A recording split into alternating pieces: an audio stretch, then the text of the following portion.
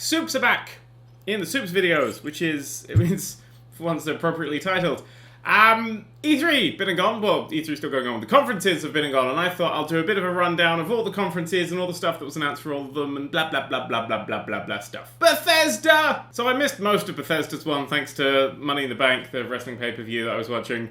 I did see they announced Dishonored 2, which is a good thing. Yay. I'm taking it away. I loved the first Dishonored, so a second one looks pretty good.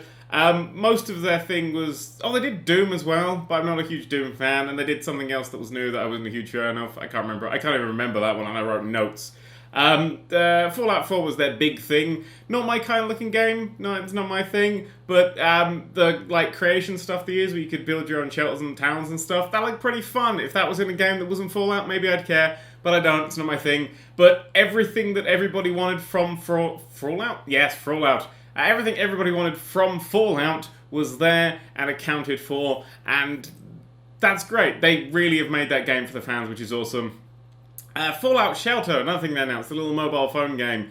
I wanted to go, well done, because they actually made a mobile game that doesn't have shitty wait timers and it doesn't have shitty microtransactions, and then I read all the reviews of it, and apparently my favourite phrase to describe it was relentlessly shallow. So they haven't actually defeated any of the points of mobile games, but apparently it does microtransactions correctly for fucking once. But yeah, apparently it's not that great. But Fallout 4 will probably not be shallow, most likely. Microsoft kicked off what we like to call day 0 of E3, which means Bethesda was on day -1 of E3. With a good announcement. I liked some of the stuff that Microsoft said. Not really the games, but I like the fact they've added backwards compatibility to the Xbox One. A very small list of games for now. It's only like 20 or 30 or so.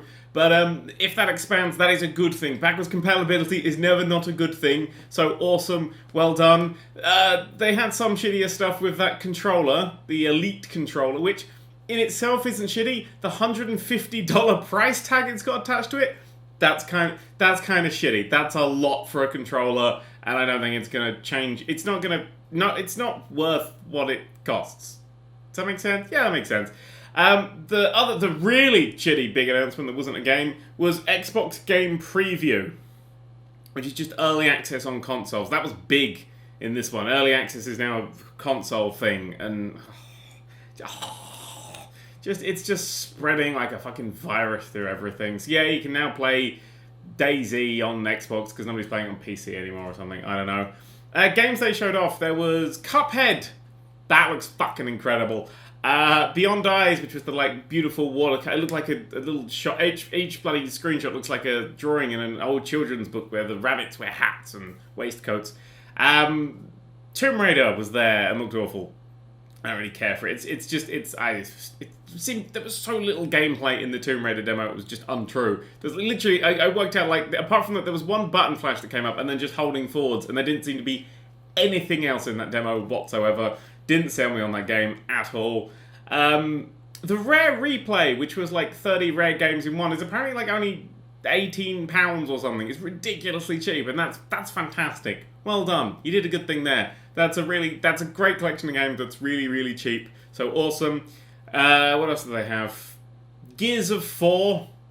They called it Gears 4, and since that convention, they're just calling it Gears of War 4 now. That Gears 4 was how they shortened it for that one thing. It's actually called Gears of War 4. Awful looking demo. Just everything was just pitch black. The guy's torch wouldn't shine more than 3 feet. It looked absolutely atrocious. Just really horrific. The highlight of Microsoft's talk was easily HoloLens. If that thing works like they said it worked, and a few people that have been there and tried it have said it does work like that. Minecraft on the table with the moving around god powers. You can see there's a bit of delay between the actions and what was happening, but by God, that looked incredible. That is fucking awesome. So that's pretty cool. That is something I'm genuinely excited for. HoloLens was the highlight of the Microsoft conference. Electronic Arts! Kind of a weak showing from EA. This year they announced Mass Effect Andromeda for next year, at the end of next year, but no other real information beyond that and the Mako's back, which is quite nice. but it's sort of a parallel. It's a whole nother galaxy with whole new characters and stuff. I like the Mass Effect series. I'm not particularly excited about it. I'm semi-excited about it. I didn't like Mass Effect 3 very much. I love 1 and 2. So maybe that'll be good. Mirror's Edge Catalyst, they showed a little off.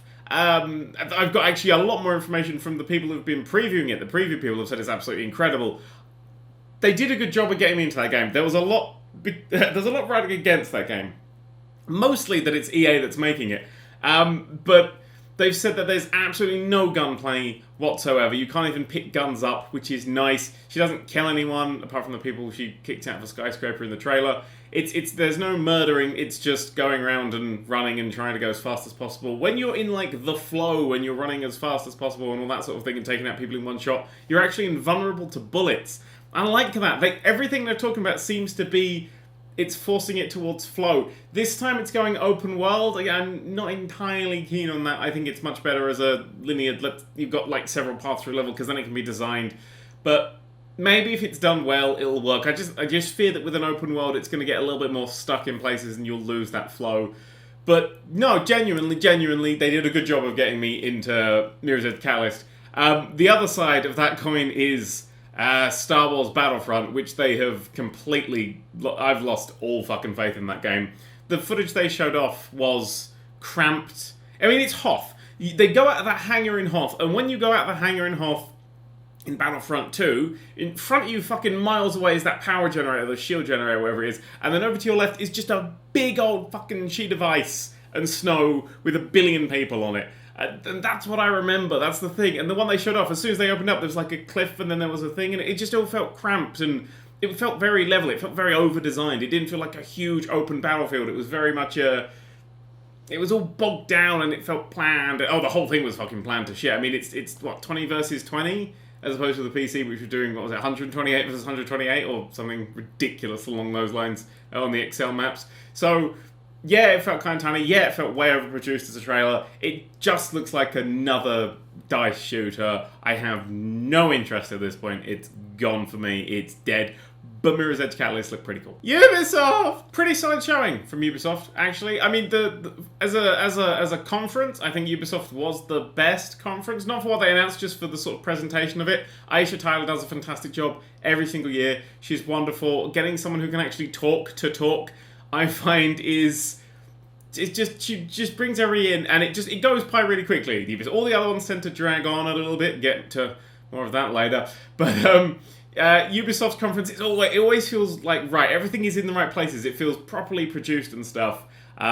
Huge fan of the way they set the conferences out. Great opening game. I mean, not for me, but this new South Park game was a great surprise. Not being developed by Obsidian this time, but the last one, pretty much, if they've kept it as a template, they can just add new shit to it. They don't really need to bugger about with it too much, so I don't think that's too bad of a thing.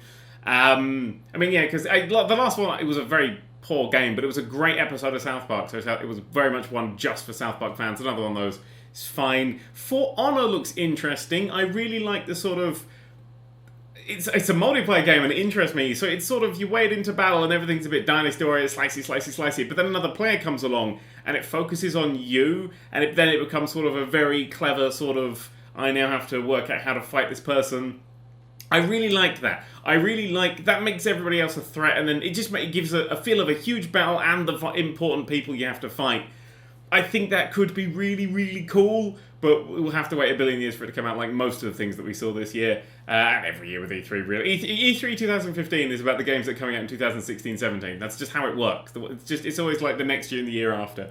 But that looks pretty cool. They keep showing off The Division. This time they showed off a really stupid bit of The Division. I think it was in the Ubisoft one, where they had a guy betray his friends in an MMO sort of thing. I'm like, yeah, but if they were your genuine, actual friends, you just fucked them over. That's like a one-time thing to do. If this was in an MMO, that doesn't work. In sort of like little games where you can, a little like game you played a lot, like you play like 10-minute rounds or something, that would be interesting. But in an MMO, that seems like a really silly thing.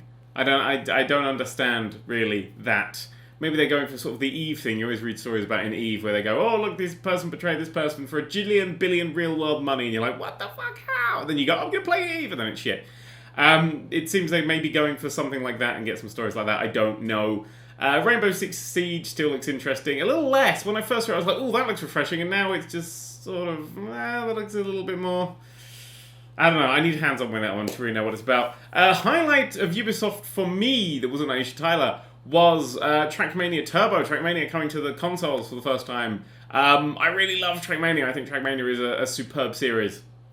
It's a silly arcade racer. I've played it since, like, before college. Like, years, like, it was, because there was a free one. They did, like, a World Championships, and they built Trackmania for it, so it was a free game you could play, and I played the shit out of it. Nothing has ever felt there's no driving that is as precise as Trackmania using a keyboard. I think that's the best way of explaining it. It's very nice. With a level editor, this time it actually randomly generates levels as well. So you can go randomly generate me a level, and it will build the terrain, it will build the level, and decorate it, and then you can play on that level. Which is a really cool moment in the conference, because the guy driving it fucked up the level, and that just felt like they were genuinely showing off a game, which is rare to see nowadays. Because it used to be all pre-rendered bullshit, and then it was like very scripted, clever little bits of the game. And having someone fuck up like that felt good. It was good. I really liked that conference overall. It was an enjoyable one to sit through. Sony! So yes, I didn't have to boo the entire Sony conference because they announced The Last Guardian with gameplay footage and saying it's coming out next year, which is fucking brilliant. Like, it's a sequel to Shadow of the Colossus, one of my all-time favorite games. I am beyond hyped. It looks great. It looks really slow and calm. I think it should have been their closer, not their opener. I don't think I think like should have started with Uncharted 4 and then ended with Last Guardian. I think would have been a better way around. It's just because it just didn't feel as big as Uncharted 4. Like Uncharted 4, Uncharted 4 looked like it may be veering onto the overproduced side of things. Like the demo they showed, I mean, when the demo, I think they tried to play it live first time, then it fucked up, so they stopped it and played a video. But it seemed to be a little too smoke and mirrors-y, I think is the best way of putting it. When you're driving around, you know they haven't built an entire open world for you to drive around just to get to the bottom of this thing, just chasing this car. But everything, it just felt over-scripted. Because I don't know if I crash 50 billion times up here, when I get down to the bottom, is it going to be a mission fail, or is it going to be the car just pulls out, oh my god, I made it just in time? I don't know. It felt very sort of penned in, but pretending to be open, so I wasn't sold on it. I'm still not sold on Uncharted 4. I've still not played 3. I love 2, I still don't know why I've not. Oh yeah, it's spiders. That was it. What else was announced? Horizon Zero Dawn, which is the next game from the people who make Killzone, which is sort of Brave meets Stone Age people, meets the Jetsons, meets giant robot dinosaurs, meets a billion things. It looked interesting, having sort of Stone Age people hiding from giant terrifying monsters, but then it just descended into shoot the thing, and in the demo she took out the giant T-Rex thing, and they're just the one showed off, and I was like, well, that's not a threat anymore. The big things aren't threats anymore. You didn't sell me on that at all. Neither did Media Molecule. I mean, I love Media Molecule. I love the Little Big Planet series, but their Nightmare Puppet Frenzy, I don't know what that is. I don't want to know what that is. That looks like horrible, hideous nightmares from beyond my imagination. It just looks seriously creepy. It doesn't have charm. There is zero charm in that game. There's just fear and creepiness in that puppetry thing. I don't particularly care for it. Shenmue 3 getting a Kickstarter announced on the stage that now has 3 million, and by the time you watch this video, 5 bajillion pounds glued to it. Was an interesting reveal. I can't remember whose reactions I saw. It might have been, is it Giant Bomb or something like that? I can't remember. Well, somebody had a fantastic reaction when they were watching it live.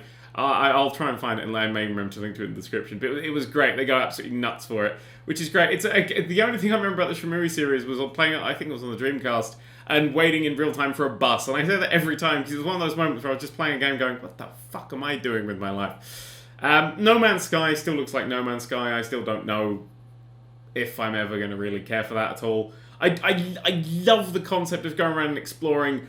I really don't like that one, the demo they showed off argued against everything they've said before, because they've said that not every planet you find, not every single one is going to be habited, not every single one's going to have life. You're going to have, like, 1 in 10 may have water, 1 in 10 of those may have developed trees, and 1 in 10 of those may have developed life forms. And he goes, oh, we're going to pick a planet at random, and it has life and all that sort of shit on it. So, yeah, it didn't really sell me on the thing.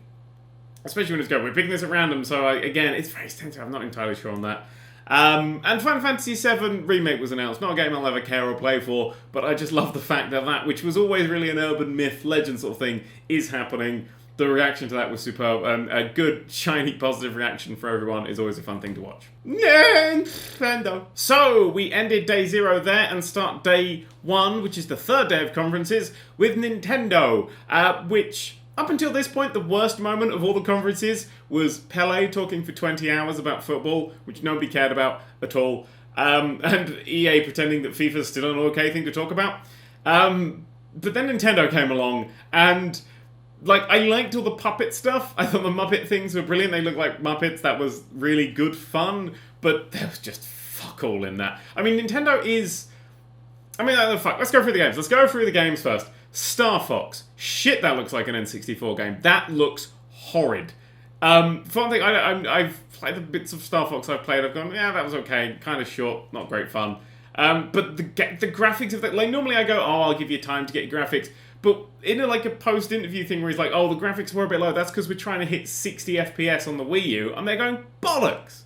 Bollocks to you, because Mario Kart 8 looks fucking fantastic, and that's 60 FPS. So don't bullshit us and say, oh, it's the best we can do with your fucking N64 perfect dark textures. That was a real shit opener. And it just sort of got worse. They fucked up Metroid Prime. I like the Metroid series. I haven't played one forever because they've never... when it comes to the 2D ones, pretty much all their 2D ones are fantastic. When it comes to the 3D stuff, I like Metroid Prime, more the handheld ones than the GameCube ones. The new stuff that they've done, like Other M, just awful. Oh man, Metroid Prime Hunter's that guy that went invisible in the multiplayer, the sniper who went invisible if he just stood still. Wow, I could rack up some kills with that guy. But yeah, this new one is a 4-player co-op chibi thing where you don't play as Samus, and it's got a football mode built into it. It is so hated by Nintendo fans that the trailer is like 90% dislikes, and there is a petition with thousands of people have signed it to cancel development of that game. So... the thoughts from, as far as I could tell, the thoughts from Nintendo fans who came away from that conference, their thoughts were incredibly negative. They really didn't like the anything that was announced. They announced 2 shit Animal Crossing games. Like, I like Animal Crossing. I do play a lot of Animal Crossing. And they do a lot of spin-offs. I mean, it shouldn't be that surprising considering, like I just said, Mario Kart, which is a spin-off, which is on its 8th fucking game already. Nintendo builds spin-off after spin-off after spin-off, and now they're just spinning off into things that just no one really gives a fuck about, it seems. Like, there's some okay stuff, but a lot of it was just sort of, hey, like the Metroid football thing. What? Just give us a fucking 2D Metroid. It's not that hard. I mean, at this point, the term Metroidvania doesn't make any fucking sense anymore. It's just do that thing that you just come up with new shit. When you come up with new shit, you come like Splatoon's apparently really good. You're really good at coming up with new shit, Nintendo. Stop fucking milking the teats of these long dead franchises that are just wank now and come up with new stuff. You can do it. I believe in you. Square Enix. Square Enix was a fucking interesting one. Because Square Enix was this beautiful division between the best games that were announced and the worst presentation of all of that shit. So much talking. Just shut the fuck up and show us the games. Kicked off with Just Cause 3, my game of the show. Clearly, it's my game of the fucking year. It's my favourite game ever, inevitably. I really love talky trailers like the one they did. The ones that Rockstar did for Red Dead Redemption GTA 5, where they talk through, here's the game in a nutshell while we show you the game. I adore trailers like that. For big games that have loads of complicated features, I really love trailers like that. Absolutely super hyped for Just Cause 3.